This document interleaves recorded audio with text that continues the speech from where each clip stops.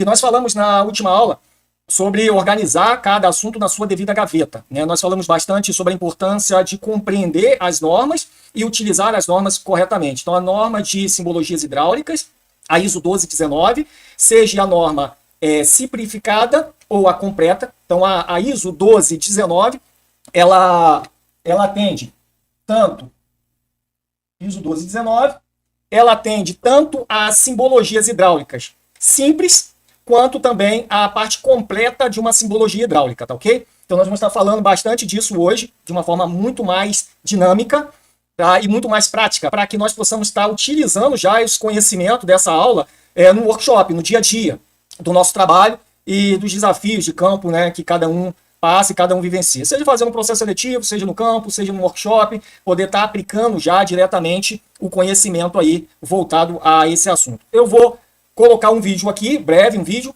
Qual o objetivo?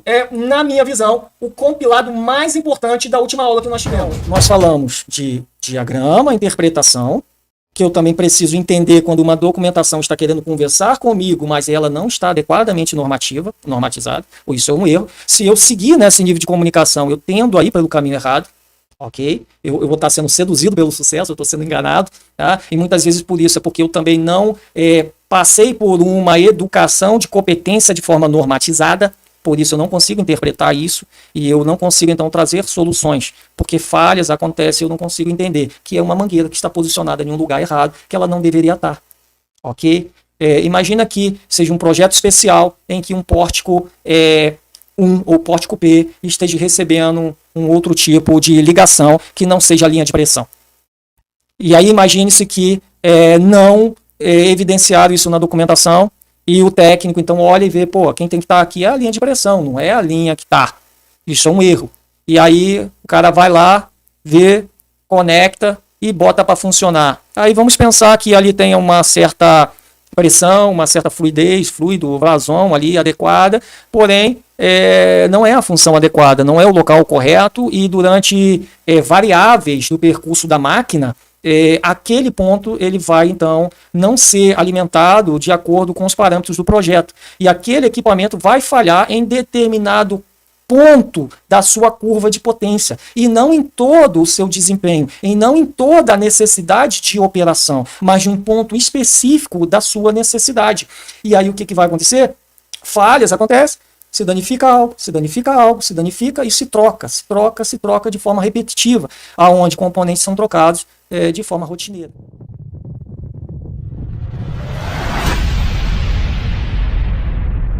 A gente hoje vai tratar com muita evidência, ok? Então observa aqui, foi falado nessa parte desse compilado sobre válvula de controle direcional. Essa aqui é um bloco, né? Então nós temos aqui 3 posições. Então se nós formos falar da ISO 1219, nós temos aqui 3 posições para uma válvula de controle direcional. Primeiramente, o que é uma válvula de controle direcional? Qual a função de uma válvula de controle direcional? Lembrando que nós estamos iniciando do zero, tá ok? Então nós vamos falar de coisas avançadas, de engenharia, vamos falar de confiabilidade, vamos falar de análise de falha e troubleshoot, de metodologias, mas também vamos iniciar do zero. Então aquela preocupação com quem não tem conhecimento amplo de hidráulica, tá ok? Então, válvula de controle direcional, o que ela faz é controlar a direção do fluido hidráulico. Simplesmente isso. Então, se eu quero que o fluido hidráulico vá para o pórtico A, para o pórtico B, para o pórtico C, para onde eu quero direcionar o fluido hidráulico, essa é a função da válvula de controle direcional. Então, inicialmente, a gente precisa compreender que válvula de controle direcional é uma classificação de válvula, ok? Então, uma das válvulas classificadas na hidráulica industrial é a válvula de controle direcional, ok? De direção. E essa válvula de controle direcional, ela também é conhecida como Directional Control Valve, DCV, ok? Então toda vez que a gente falar uma DCV, nós estamos dizendo que a classificação dessa válvula na hidráulica é Directional Control Valve, é uma válvula controladora de direção de fluxo, para onde o fluido está indo, para onde o condutor quer direcionar o fluido, ok? Então isso é uma válvula de controle direcional. Nesse caso aqui nós temos 3 posições de válvula, porque a quantidade de quadrados determina a quantidade de posições que uma válvula de controle direcional possui. Neste caso nós temos 3 posições aqui. Porque nós temos três quadrados, olha. Três quadrados. Nós temos o centro da válvula, que é esse aqui, e nós temos a função 1 e a função 2 da válvula, ok? Então, se o operador, vamos pensar que é uma válvula por alavanca, né? Então, se ele joga a alavanca para um lado, o cartucho interno dessa válvula se movimenta, ele faz o que nós chamamos de comutação da válvula, e a válvula vai para uma função. Quando ele volta para outra direção, o que acontece? O cartucho faz a comutação novamente e ele vai para uma outra posição de cartucho, que neste caso, nós estamos dizendo que sem a alavanca estar acionada, a mola centraliza o cartucho interno e mantém o cartucho na posição centrada da válvula. Quando a alavanca é acionada, uma posição toma a ação. Quando a alavanca é voltada para outra posição, a outra posição da válvula toma, então, a função da válvula. Então, nós poderíamos dizer aqui que nós teríamos a função 1, função 2 da válvula, ok? Quando a alavanca está para uma posição, eu estou em uma função. Quando a alavanca está em outra posição, eu estou em outra função ou outra comutação da válvula, ok? É exatamente assim que a gente precisa analisar o funcionamento aí dessa válvula. E aqui nós temos três posições. Porém, a bomba hidráulica, nós temos a bomba hidráulica e o fluido hidráulico vai chegar na válvula de controle direcional, por intermédio das mangueiras, ok? Então, uma vez o fluido se desloca para a válvula de controle direcional, o fluido ele tem que entrar na válvula de controle direcional por intermédio de um pórtico ou por um orifício da válvula, ok? Normativamente, de forma normatizada, e aí agora a gente entra nos aspectos de engenharia, de projeto, e aí vou entrar naquele tema do compilado, que para mim é a parte mais importante do tema que nós tratamos na última aula, que diz respeito ao seguinte, eu vou abrir aqui um documento de engenharia e vou compartilhar aqui e tratar desse assunto com um documento de engenharia de um fabricante, para que então a gente consiga entender de forma didática e também utilizar isso de forma financeira no nosso dia a dia de trabalho, no campo, okay? E assim ganhar aceleração em aprendizado. Eu aprendo coisa básica, aprendo coisa intermediária, aprendo coisa avançada no mesmo momento e já consigo fazer então a aplicação do conhecimento de forma avançada. E eu ganho aceleração no que nós chamamos de know-how. Então, conhecimento. A expertise vai vir com o tempo, okay? Mas a gente consegue então ganhar conhecimento e tratar de coisas extremamente avançadas, mesmo que nós não tenhamos uma experiência tão avançada na hidráulica industrial propriamente dita. Então, observa, eu vou compartilhar aqui agora com vocês esse documento aqui, um fabricante, fala de válvula de controle direcional. A TN6 é um modelo de válvula de controle direcional que vocês podem depois pesquisar, mas eu quero que vocês se atentem ao seguinte, eu quero que vocês se atentem a essa nota que está aqui, que o fabricante está dizendo, olha. Observa que ele diz que a vazão máxima em litros por minuto é até 40 litros por minuto. Então, a partir daí, a gente já começa a compreender, entender que uma válvula de controle direcional, quando ela é projetada, ela tem que ter a sua especificação de volumetria, capacidade volumétrica da válvula de controle direcional.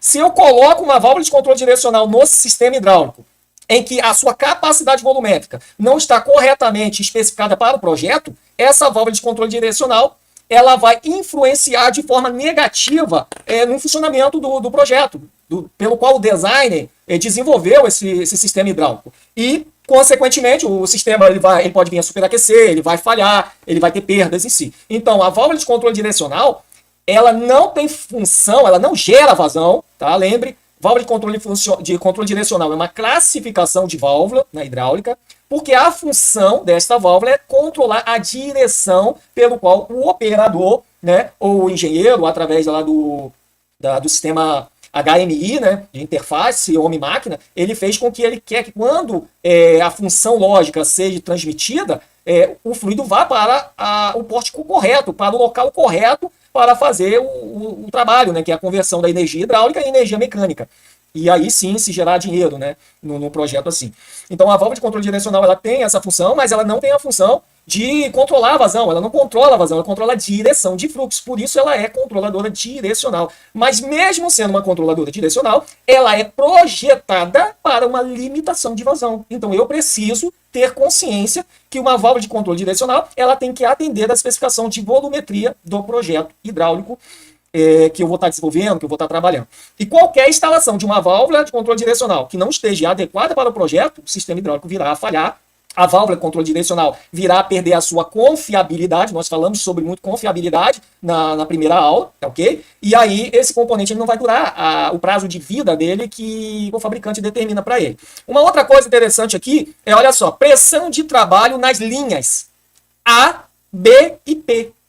Aqui está dizendo que a pressão de trabalho nas linhas A, B e P da válvula de controle direcional que nós estamos olhando nesse documento aqui desse fabricante, que é uma TN6, modelo TN6, está dizendo aqui que é 315 bar.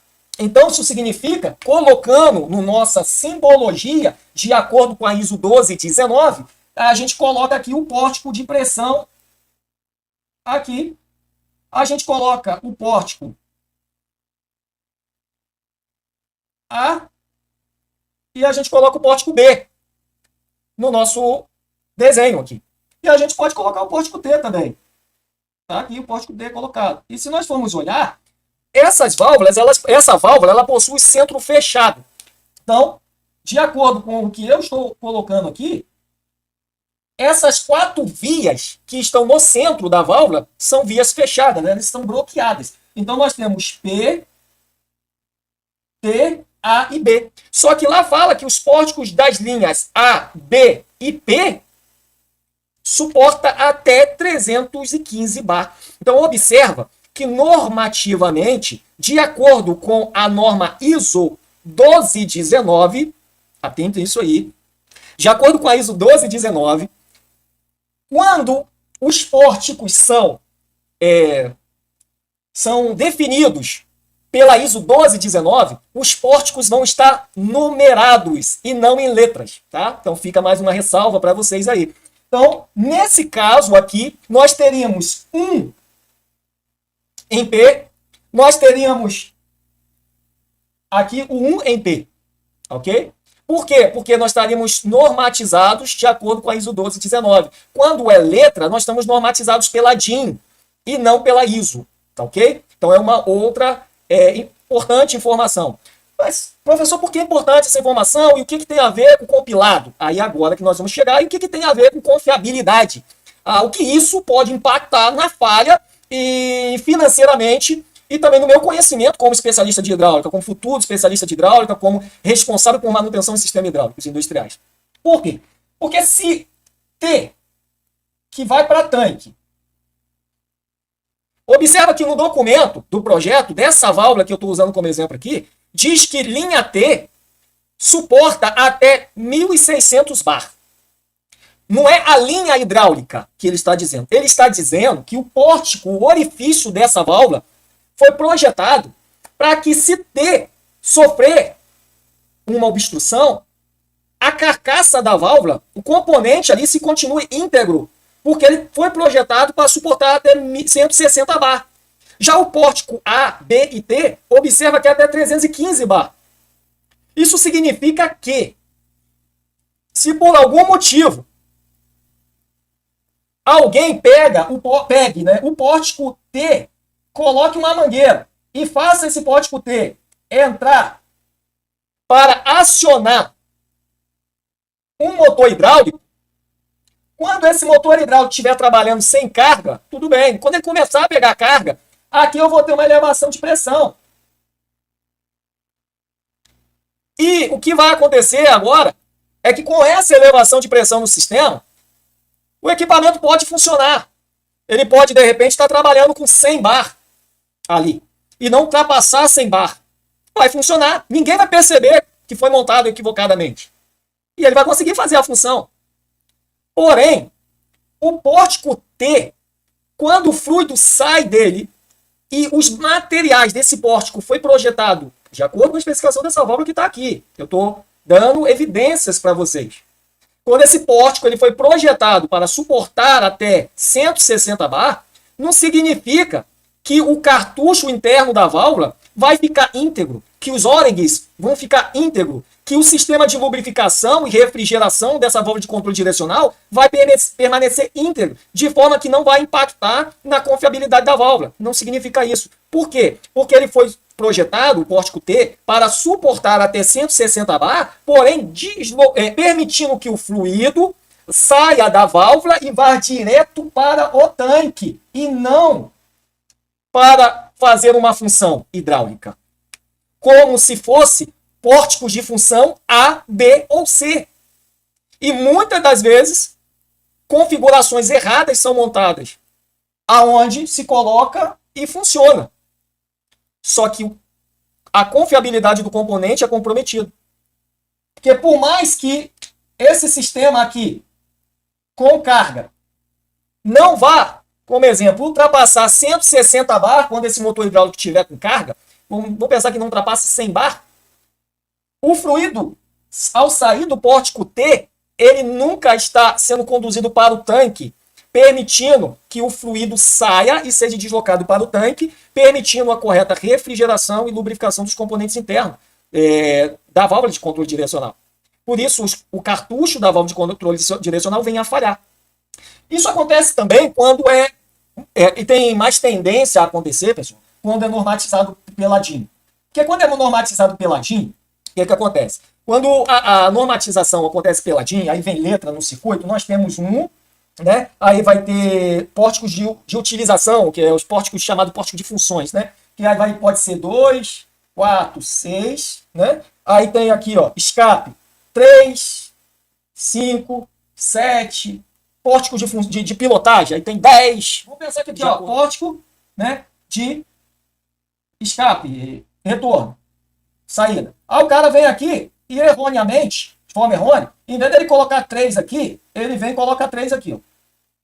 Né? Se ele colocou 3 em A, que seria um pórtico de função hidráulica, ele, consequentemente, quem olhar, vai olhar, pô, o 3 está aqui no desenho hidráulico, no diagrama hidráulico. Então, lá no diagrama hidráulico, você vai pegar o diagrama, aqui vai estar 3. Aí, o que é que, consequentemente, o especialista, o técnico que está trabalhando em hidráulica, se ele não tiver uma visão que a documentação está equivocada, ele vai pegar essa mangueira aqui e vai deduzir que ela é retorno para tanque. Ele vai jogar retorno para tanque aqui. Quando ele olhar para essa aqui, ele vai achar que é um pórtico de função. O que é que ele vai olhar que é um pórtico de função, um pórtico de utilidade, né, de utilização? Tá, ele vai pegar aqui, vai ter o 2 aqui. Aí ele vai pegar essa mangueira, se aqui está 2, ele vai conduzir essa mangueira para fazer uma função hidráulica. Quando, na realidade, aqui não é 2. Aqui teria que ser 3, porque é tanque. E houve um erro normativo, um erro da onde o documento está se comunicando com o técnico de forma errada. Já peguei isso várias vezes na minha experiência aí, então fica a dica. E aí você precisa seguir as numerações de forma adequada. Se você identificar qualquer falha de comunicação, você vai chamar o projetista, você vai chamar um engenheiro lá do setor e vai apresentar isso para ele. Vai dizer assim para ele, olha, aqui nessa válvula é um pórtico de tanque, é um pórtico de descarga. E sendo um pórtico de descarga, eu não poderia conectar uma mangueira para que ela vá fazer uma função no atuador hidráulico, porque é o pórtico de descarga. O pórtico que eu deveria conectar lá naquele atuador seria um pórtico de função e não um pórtico de descarga. Caso contrário, você conecta, o equipamento funciona, tá, pessoal? Ele opera normalmente. Quando comutar as válvulas, a comutação vai acontecer, vai aliviar, só que vai aliviar pelo pórtico que não foi projetado para aliviar. Exemplo, se a linha de pressão do atuador tiver mais de 160 bar, por exemplo, você conectou a linha de função no pórtico T. E o pórtico T, por exemplo, aqui só suporta 160 bar. Ele não vai se danificar de imediato, mas ele vai vir a se danificar rapidamente. A vida útil da válvula vai se perder de forma muito rápida. E o que acontece? Uma nova válvula instalada no sistema, sem que se descubra uma causa raiz, sem ter sido aplicado uma metodologia de investigação de análise de falha e troubleshoot que tenha condições, então, de identificar os motivos pelos quais essa válvula que danificou, ela se danificou antes do prazo de vida útil que o fabricante, por exemplo, determina para esse componente hidráulico. Okay? E aí uma investigação era necessária ser feita, mas acaba, às vezes, não sendo feita pela necessidade da urgência, o conhecimento dos profissionais, e um componente já é colocado no sistema. Então, aqui é um exemplo que eu queria compartilhar com vocês sobre isso, tá? E trazer esse conhecimento aí para vocês nessa aula aqui. A gente vai compartilhar aqui outra documentação, tá? Com vocês. É, e vamos seguir para outros exemplos, voltado também à simbologia, voltado a colocar cada assunto na sua devida gaveta. Por exemplo, classificação da válvula como controle direcional é eu colocar uma informação na sua devida gaveta. Eu entender que quando está em letra, está normatizado pela norma DIN, então uma norma alemã, inclusive o nosso sistema métrico ele é oriundo da DIN, é também colocar uma informação na sua devida gaveta, para que eu possa continuar os meus estudos e avançar em conhecimento. Eu entender que os pórticos, de acordo com a ISO 1219, os pórticos de funções A, B, C, pórticos de funções. Então, são pórticos que, de acordo com o fabricante, vão tender a suportar mais pressão. Okay? Vai ter sido o pórtico da válvula, o orifício da válvula vai ter sido fabricado para suportar mais pressão. Mas alguns de vocês podem não estar visualizando muito o que é um pórtico, né? Então, para quem está ainda não, de repente, visualizando o que é um pórtico, nós vamos fazer um exemplo aqui que vai trazer essa visão para vocês. Então, observe aqui essa imagem. Isso aqui é uma bomba hidráulica, né? Uma bomba hidráulica. E nós temos nessa bomba hidráulica orifícios aqui. Nós temos um orifício aqui, nós temos outro aqui, outro orifício aqui em cima da bomba hidráulica, né? Isso aqui nós chamamos de pórticos. Pórtico é onde se pode conectar um tubo, um pipe, uma mangueira. Então ali tem um pórtico. E cada pórtico ele é projetado pelo fabricante com um tipo de fixação padronizada. Então eu posso estar com uma fixação padronizada. O exemplo aqui, você observa que esse cara aqui, vou tentar dar um zoom aqui para aumentar para vocês. Olha, esse cara aqui, ó, ele é um BSP. Eu consigo ver que ele é um BSP na prática, trabalho. Tem algumas informações aqui que me evidenciam que aqui é um BSP, uma rosca BSP.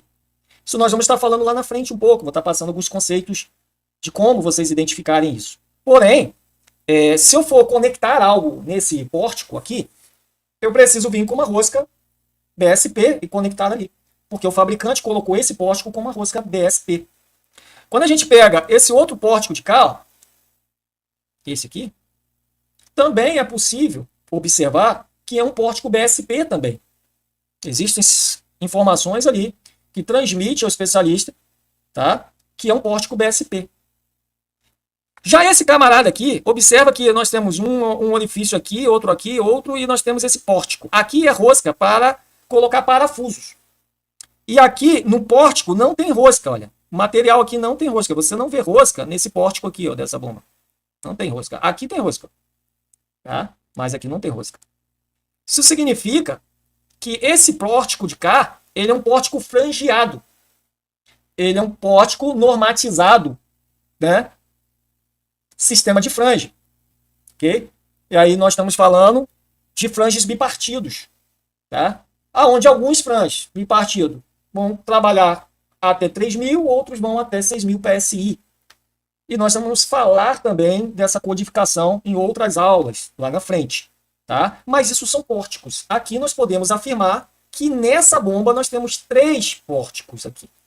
Na foto que nós estamos vendo, é possível já se afirmar que existem 3 pórticos aqui.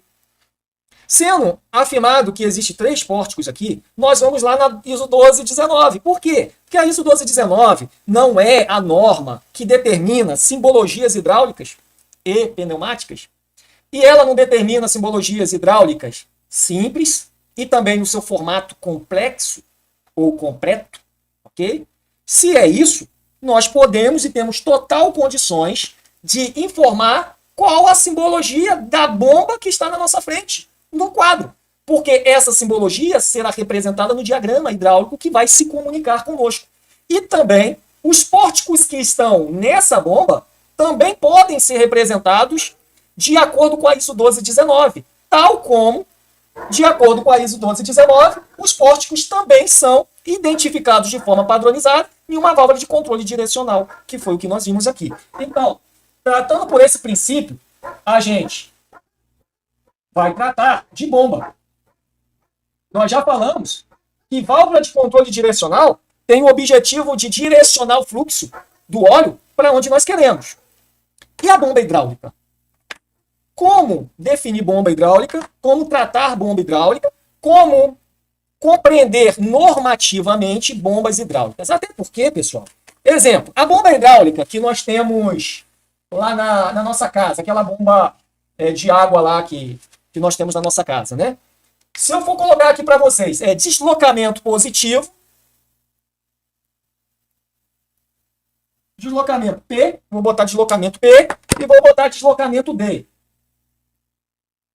Ok? Então, deslocamento positivo e dinâmico. Dois tipos de deslocamento. Um é positivo, o outro é dinâmico. A imagem que está na nossa frente é de uma bomba. Agora, essa bomba que está na imagem, ela é deslocamento positivo ou ela é deslocamento dinâmico?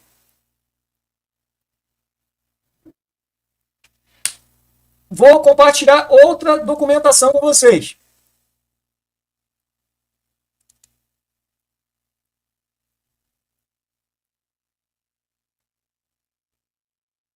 Aqui nós temos uma motobomba. Temos um motobomba aqui. Essa mesma motobomba que está aqui, é essa motobomba que está aqui na minha mão. Aqui. Ok? Mesma motobomba, mesma documentação. Tá? Da mesma forma que aquela bomba que está no quadro lá, já pesa mais um pouquinho, tá aqui. Motobomba. Motobomba que está no manual na tela de vocês e uma outra bomba hidráulica aqui na minha mão. Partindo desse princípio, nós precisamos organizar os assuntos. Qual das bombas que seria deslocamento dinâmico? Essa que está aqui no manual seria deslocamento positivo ou dinâmico? E aí, pessoal? Quem acha aí que é deslocamento dinâmico, essa bomba que está no quadro? Quem acha que é dinâmico aí, sinaliza aí para mim. Eu acho que é dinâmico, manda um joia, faz qualquer coisa aí. Quem chuta aí? Essa bomba que está aí é deslocamento dinâmico ou é deslocamento positivo? A bomba da nossa caixa d'água lá de casa, muitas das vezes é uma bomba dessa aí, que está aí na imagem de vocês aí. Tá? É uma bomba que, de acordo com a ISO 1219, a simbologia dela vai ser essa aqui. Isso aí. Tá? E observa que aí nós vamos ter sucção, tanque, sucção, linha de recalque. Linha de recalque. Seria a linha de função, deslocando o fluido do ponto A para o ponto B. Tá? Já a outra bomba da imagem lá da foto, nós temos, de acordo com a ISO 1219, essa simbologia aqui.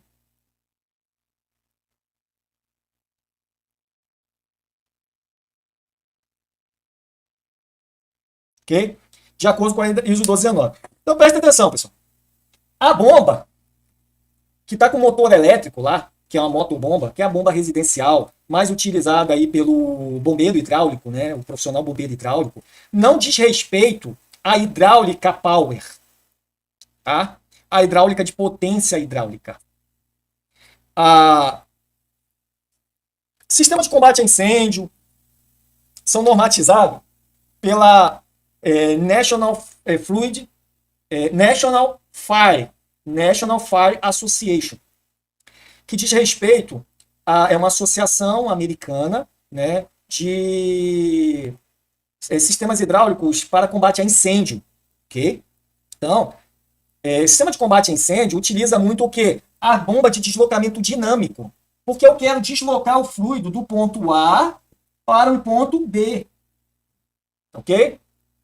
E a bomba de deslocamento dinâmico, por que é dinâmico? Uma pessoa muito dinâmica, ela não para. Né? Dinâmica. E a bomba de deslocamento dinâmico, isso precisa ficar gravado e entendido no manual do fabricante, para que vocês memorizem definitivamente. Se a gente vem nesse manual aqui, da bomba, observa aqui, que primeiramente observa que o formato visual da carcaça dela é muito semelhante à simbologia. O formato da carcaça dela é muito semelhante à simbologia. Isso aqui é um indicador também, tá? Mas não pode se considerar isso 100%, tá ok? Então é só uma possibilidade de ser deslocamento dinâmico, porque a simbologia é muito semelhante. Então, olhei, vi aquela imagem lá física, muito provavelmente é uma bomba de deslocamento dinâmico. É bomba de deslocamento dinâmico 100%, eu preciso ter certeza no manual do equipamento. Não é só no visual, tá ok, pessoal? Então, eu vou lá no manual, se você pega aqui no manual agora, do equipamento, você vai ver algumas informações muito importantes, que é um exemplo de informação, olha, que é a rotação em que essa bomba vai ter que operar. Se essa bomba, observa que é uma bomba projetada para deslocar o fluido de um ponto A para um ponto B. E quando ocorre uma elevação de altura acima do projeto da bomba, do que o fabricante fez, essa bomba não tem capacidade de deslocar o fluido e fazer o fluido chegar acima dessa altura de recalque. Observa que aqui eu tenho uma altura de sucção, aqui eu tenho uma altura de recalque, e quando eu jogo uma linha acima dessa capacidade, a bomba não consegue deslocar o fluido e fazer o fluido chegar no ponto B que eu quero. Por quê? Porque ela é uma bomba de deslocamento dinâmico e não positivo. Quando eu digo que a bomba é deslocamento positivo, eu, de forma didática, estou dizendo que enquanto essa bomba estiver girando, o que ela colocar de fluido, o que entrar de fluido na sucção, vai sair pela linha de pressão. Não importa qual resistência que eu vou gerar na linha de descarga da bomba. Exemplo. Essa é uma bomba de deslocamento positivo. A linha de recalque, linha de pressão. Se eu venho aqui e instalo uma válvula, e por algum motivo esqueci essa válvula fechada, 100% close.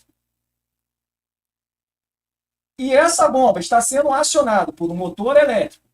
E esse motor elétrico tem potência suficiente para vencer a resistência que vai ser gerada aqui, porque a bomba vai começar a deslocar o fluido, não vai ter para onde ir, vai começar a comprimir esse fluido dentro da linha, porque enquanto ela estiver sendo girada, ela sempre vai deslocar de forma positiva, porque ela é deslocamento positivo. E por que ela é deslocamento positivo? Porque ela foi projetada, fabricada, de acordo com a National Fluid Power Association, NFPA. National Fluid Power Association. Então, é o National Power, ok? National Power FA, National Power Fluid Association, que é uma associação nacional, associação americana de potência hidráulica, ok? Então, significa que é para vencer forças, cargas, energias. Já essa outra hidráulica aqui, ela é uma hidráulica dinâmica, porque eu preciso que o rotor, que é o elemento propulsor da bomba de deslocamento dinâmico, que ele gire a rotação adequada. Então, o motor elétrico que estiver girando essa motobomba, que é o exemplo da motobomba que nós temos aqui no nosso quadro, ele tem que operar na rotação de trabalho. Observa que na tabela aqui, olha, nós temos rotação 3.450 RPM na tabela. Isso significa que se essa bomba de deslocamento dinâmico operar uma rotação inferior a essa rotação de projeto, essa bomba não vai ter capacidade de vencer essa altura de recalque e deslocar o fluido e fazer o fluido chegar lá no ponto B com a eficiência pela qual ela foi projetada. Qual a eficiência? É fazer isso acontecer na vazão de projeto. Observa que a vazão de projeto para um modelo de bomba é 35 litros por minuto e para outro modelo de bomba é 50 litros por minuto. Tá aqui, 50 litros por minuto. O modelo da bomba é 27-00120 e a outra é 27-00130. Observa que ambas têm a mesma rotação de projeto, porém que a capacidade de vazão é 35 litros por minuto e a outra capacidade de vazão é 50 litros por minuto. Observa também que o recalque, a altura de recalque é diferente. Olha. Esse final 120, a altura de recalque é 35 metros, quando a 130, a altura de recalque é 55 metros. Ok? Se porventura a rotação que ela estiver sendo girada estiver inferior aos 3.450 RPM, ambas as bombas não vão ter capacidade de fornecer os aspectos de hidráulica, que nós chamamos de parâmetros, né? Mas nós estamos falando nada mais, nada menos de dados, né, que nós captamos do sistema hidráulico. Nós colocamos um fromíter, medimos a vazão, ou nós fazemos uma leitura da vazão e sabemos, então, quanto que essa bomba está fornecendo. Okay? No caso do recalque, a gente consegue medir essa altura de recalque e saber se está tendo capacidade de jogar essa água lá no 28º andar de tal edifício ou assim em diante. Porém, é dinâmico porque é necessário que esse rotor aqui, que é o elemento propulsor, ele rode, ele gire com velocidade, dinamismo, energia cinética. A hidráulica, deslocamento dinâmico, necessita da energia cinética para converter, então, o deslocamento do fluido em potência hidráulica e fazer o fluido chegar ao ponto máximo de recalque da bomba. Caso contrário, o fluido ele vai começar a circular dentro da própria voluta, porque existe espaço físico para que isso aconteça. E aí a bomba não vai ter condições de vencer a resistência que está no ponto B, tá? Porque ela está rodando muito lenta. Como ela está rodando muito lenta, não se gira a energia cinética necessária para que o fluido pegue a tangente da curva e desloque esse fluido. Né? A energia cinética não faz o fluido pegar a tangente da curva pelo rotor, pelo formato do rotor do elemento propulsor da bomba de deslocamento dinâmico. Então, o que nós queremos separar aqui e fazer um entendimento?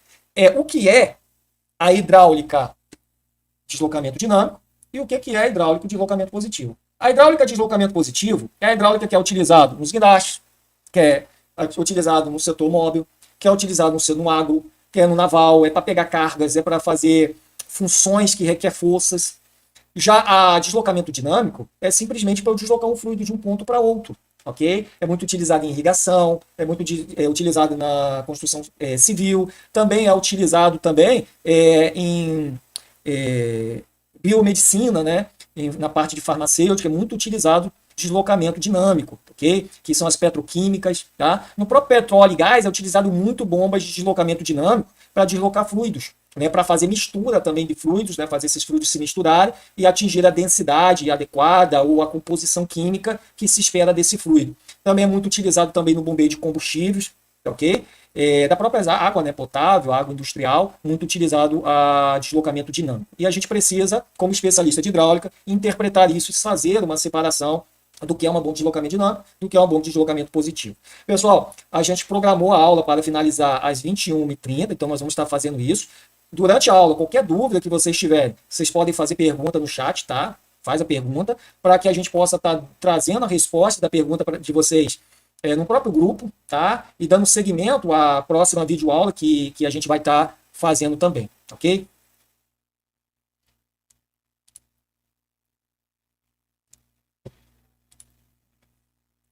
Pessoal, então já separamos o que é a NFPA, National Power Fluid Association. Então, é uma norma, uma associação que normatiza, né, potência hidráulica, fluidos voltada à potência hidráulica, equipamentos voltados à potência hidráulica, componentes voltados à potência hidráulica. Nós já separamos o que é deslocamento positivo, pertence à parte de potência. Nós separamos o que é deslocamento dinâmico, ok? Que não é a área do nosso estudo, mas é importante que nós tenhamos conhecimento sobre isso, tá? E qual é o próximo passo agora da gente seguir com a nossa organização, como a gente prometeu. Precisamos organizar cada assunto na sua devida gaveta. E a próxima questão que nós vamos tentar trazer e tratar assim na devida gaveta é compartilhando com vocês também uma outra documentação que também vai dar um entendimento de uma outra hidráulica que nós também vamos estar estudando, mas que agora é normatizada por outras normas e não pela National Fluid Power Association, não pela Associação Nacional de Potência Hidráulica, mas, por exemplo, pela ENSE, pela API, pela norma API. É um exemplo aqui que nós vamos estar dando. Rapidamente, para a gente seguir com outro tema da nossa aula. Deixa eu achar aqui qual é aqui. E está compartilhando aí a tela com vocês. Bem, tá aí compartilhamento de tela e uma outra documentação aqui que fala sobre o ring joint, né? Que são ring joint gaskets. Né? Nós estamos falando de juntas metálicas, né? Que são muito utilizadas em sistemas hidráulicos. Só que agora é importante nós compreendermos, é utilizado em sistema hidráulico? Mas qual o sistema hidráulico que é utilizado, né?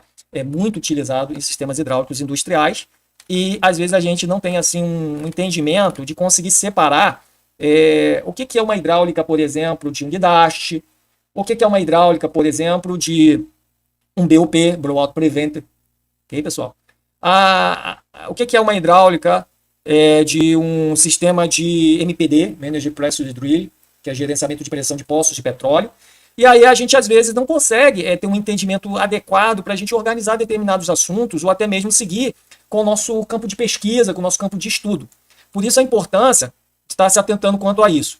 Então nós temos aqui um gasket, né, um rig joint, que ele é normatizado pela API, que é a Associação Internacional Petróleo, é um instituto, né, nacional, é um instituto, não uma associação, é um instituto, ok, pessoal? Então, o que acontece aqui? A gente precisa entender que a API, ela determina, por exemplo, a API 7K, a API 6A, a API 17K, tem a D, ok? E cada norma dessa diz respeito a equipamentos específicos e valores de pressões específicas. E são pressões mais voltadas a equipamentos com foco a petróleo e gás, ok? Observa que aqui nós temos alguns materiais de fabricação, tipo alloy, tá ok? Como anel, um carbono de baixo aqui, ó, tá? Um aço carbono. Então, titânio, temos titânio, tá? Titânio grau 2. Então, são materiais onde essas juntas são fabricadas. E aí, muitas das vezes, a gente passa por determinados equipamentos a bordo ou numa área de produção, e a gente vê essas juntas, e a gente vê equipamentos hidráulicos, franges, e a gente fica pensando que tudo é hidráulica, então tudo é igual. Não, não é igual. Por mais que seja hidráulica, são normatizadas em normas diferentes, e é importante que o especialista de hidráulica tenha conhecimento de como isso se organiza, de como isso se comunica com ele, ok? Então é esse entendimento que eu quero passar para vocês, trazer esse conceito de entendimento. Sérgio, o especialista de hidráulica, ele estuda a hidráulica API, estuda a hidráulica API também, estuda, tá? Só que ele tem uma separação, ele tem um entendimento de separação. Que, por exemplo, uma mangueira fabricada para um guindaste offshore, não é uma mesma mangueira fabricada para atender um BOP. A norma é outra, né? Uma mangueira projetada para atuar num sistema de deslocamento de fluido do top driver, né? Na parte ali de drilling. Não é a mesma norma. Agora estou falando de API 17K, estou falando de outras normas, ok? Por mais que seja um componente hidráulico, que é uma mangueira hidráulica industrial, a norma é outra. Então é importante ter esse entendimento. Inclusive, quando se parte para a área de alimentos, tá?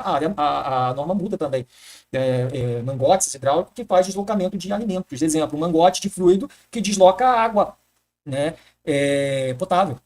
Okay? É importante a gente ter esse conhecimento e entender como que as normas que são de responsabilidade de especialização do especialista de hidráulica, conseguir interpretá-las, porque elas se comunicam conosco, é assim que o fabricante, é assim que a engenharia se comunica conosco, é através de documentações, e nós precisamos ter entendimento de interpretar, de dominar esses conceitos de normas, tá ok? Aqui é um exemplo, pessoal, de junta de vedação, né? Que no caso, por exemplo, das válvulas de guindastes offshore, nós estamos falando assim de ORG, nós estamos falando de um Packer, né, no máximo, né? Já na área API, nós estamos falando de gaskets metálicas. Nós estamos falando de vedações que são metálicas e que elas são energizadas. Observa que esse flange aqui, ó, quando ele é torqueado um com o outro, existe um groove, existe um formato de groove aqui, ó, de cunha, formato de cunha, tá? E se esmaga, né? Então o groove, com o torque sendo aplicado na sua sequência adequada de torque, que tem que ser adequada para cada junta, né? A mesma sequência de torque, por exemplo, que se aplica nesse modelo de gasket aqui, muitas das vezes não é a mesma sequência de torque que se aplica em um anel BX. Esse aqui é um anel BX, okay? Porque ele tem um formato de cunha em X. Ó. Observa que tem uma cunha aqui, ele é um formato de X em cunha. E então é chamado de gasket metallic, né? BX, anel BX. Já o de cá não. O de cá não é um anel BX. Okay? Então aqui são alguns detalhes só de uma forma mais ampla, para que depois a gente vá afunilando e tratando de forma específica de cada assunto específico. Lembra, primeiramente, nós temos o objetivo de gerar uma padronização, uma organização, para que assim a gente trate de assuntos de uma forma correta. Nem toda pergunta que tem uma determinada resposta, essa resposta vai ser a mesma para determinada situação. Então, eu preciso saber de que equipamento está sendo falado, para que eu interprete a norma pelo qual aquele segmento industrial existe, para qual aquele equipamento foi projetado, para que eu dê a resposta baseada em uma norma, em um padrão. E esse padrão que foi dado essa resposta, ele não se aplica para outro. Eu preciso saber qual a norma que rege essa tecnologia, esse segmento industrial, para que então a resposta possa ser aplicada. Exemplo de resposta. Qual a pressão de teste que tem que ser feito após uma produção de uma mangueira hidráulica? Eu fabriquei uma mangueira hidráulica e a norma diz que depois que uma mangueira hidráulica é crimpada, os terminais da mangueira é montado, eu preciso fazer um teste, um hidráulico pressure teste nessa mangueira. Qual é a pressão que tem que ser aplicada? Qual é o tempo que tem que ser aplicado? Qual é o fluido que tem que ser aplicado? Qual é o critério de aceitação? Qual a perda que pode se ter? Qual é o critério de aceitação em termos de ou a mangueira aumentar comprimento ou reduzir comprimento? Não existe uma resposta. A resposta é de qual componente específico que nós estamos falando. Aí eu consigo identificar de qual mangueira está sendo falada, de qual segmento industrial, qual a norma que está sendo aplicada, eu interpreto a norma e a norma vai me dizer quais são as especificações definidas para esse teste. Então é muito importante não achar que porque todo teste é feito na sua maioria com 1,5 vezes a pressão de trabalho, 15 minutos pressurizado, que toda mangueira hidráulica eu vou fazer desse jeito e vou achar que eu estou seguindo o padrão adequado da norma. Não é assim que acontece. Ok? Eu vou fechar aqui, vou compartilhar uma outra questão com vocês, que é agora a parte dos pórticos da bomba. A gente tinha dito aqui no quadro sobre as válvulas de controle direcional, os pórticos da válvula de controle direcional. Nós falamos sobre a linha de sucção e linha de recalque. Então, se eu digo para vocês assim, pessoal, uma determinada bomba possui a linha de recalque. Consequentemente, se eu digo linha de recalque, muito provavelmente eu estou falando de um sistema hidráulico de deslocamento dinâmico, uma bomba de deslocamento dinâmico. Por quê? Porque o recalque da bomba e a linha de sucção da bomba de deslocamento dinâmico. Agora, se eu falo de uma bomba de deslocamento positivo, simbologia, de acordo com a ISO 1219, bomba de deslocamento positivo, unidirecional, variável, deslocamento variável. Observa que eu tenho linha de sucção e eu tenho linha de pressão. Então, observa que aqui eu chamo recalque, aqui eu chamo pressão. Então, na deslocamento dinâmico, a saída, o pórtico da bomba, é chamado de recalque. Na deslocamento positivo, o pórtico de saída da bomba eu chamo de linha de pressão. Aqui é a linha P. Linha de pressão. Aqui já é uma linha de recalque. Aqui é a sucção. Aqui também é sucção. Observa aqui o circuito de sucção, porque o sistema hidráulico ele é composto de circuitos. O sistema hidráulico ele é composto de componentes, exemplo, tanque é um componente, linha hidráulica é um componente, a própria bomba é um componente, a própria linha de saída é um componente e a outra linha de saída é um componente. Agora observa, do tanque até o pórtico, ou seja, orifício, olha aqui, orifício, pórtico, lá na imagem, pórtico, do tanque até o orifício de entrada da bomba, eu chamo de circuito de sucção. Isso aqui é um circuito de sucção. Desse ponto até a entrada da bomba, circuito de sucção. Circuito é uma parte do sistema hidráulico. E o sistema hidráulico ele é constituído de circuitos. Então, circuito de sucção. Agora, observa aqui, do pórtico de saída para cima, eu tenho um circuito de recalque da bomba.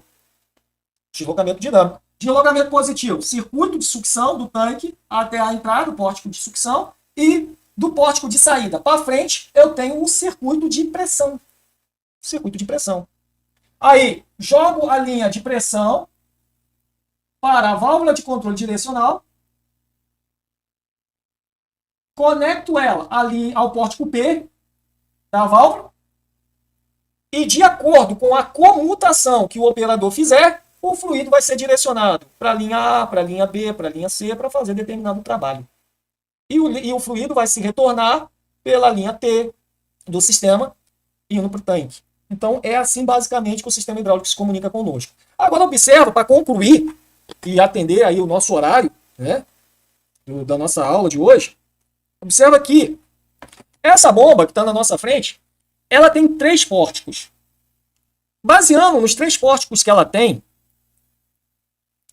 qual pórtico nós poderíamos dizer que seria, por exemplo, esse pórtico que está aqui? Ó. Que pórtico seria esse? Ele seria um pórtico de sucção, ele seria um pórtico de pressão, ele seria um pórtico de recalque? A pergunta, que pórtico seria esse? Da mesma forma, posso perguntar para vocês, pessoal, esse pórtico de cá, que pórtico é esse? Eu também posso perguntar, pessoal, que pórtico é o de cá? Quando eu faço essa pergunta, eu estou perguntando, pessoal, esse pórtico, ele se comunica a qual circuito? Ele pertence a qual circuito? Ele está indo para onde? Ele se comunica com quem? Quem eu vou conectar a esse pórtico? É basicamente isso que está sendo perguntado. Então, técnica para vocês. Observa que aqui é uma bomba hidráulica.